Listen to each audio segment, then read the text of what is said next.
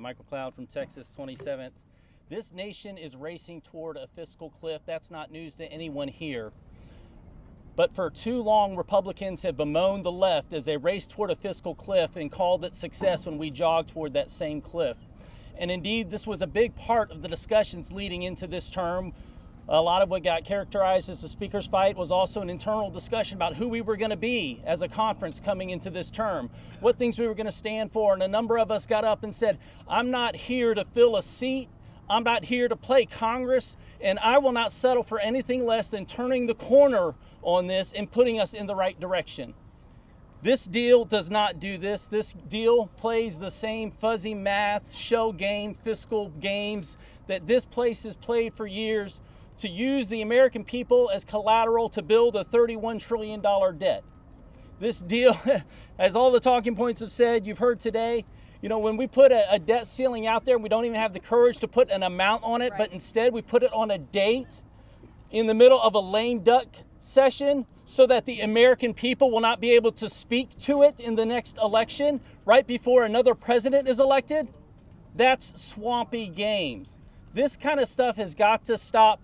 We've got to do what we said we were going to do. It's very simple. When you come to Washington, you do what you say you're going to do. If you say you're going to get rid of 87,000 agents, you do it. You don't play a shell game with it and say you're not going to do it. This bill, at best in the outcome, funds the same leftist, woke, weaponized government at 99% of the massively inflated 40% growth we've seen over the last two to 3 years of this government, at best. And so we have Republicans who will come and they'll campaign on, we're going to get rid of this government that targets teachers at school board meetings. We're going to get rid of the spying on American citizens. We're going to get rid of the policies that ignore the law. We're going to secure our border. Well, you can't do that if you disincentivize the appropriations process and take away the tools we have to get rid of stuff.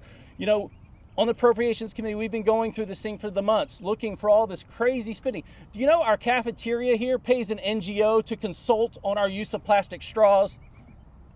Wow. That is how ridiculous this government has grown in putting a burden on the taxpayers. Flip a coin, use paper straws, use plastic straws. I don't care, but let's not be funding this on the backs of taxpayers. This kind of craziness has got to stop. This nation cannot stand one more generation of politicians in D.C. who are willing to go out and win the messaging war, but fail to secure real reforms that secure the blessings of liberty for this next generation. We've got to stand. We've got to hold the line. The American people deserve no less.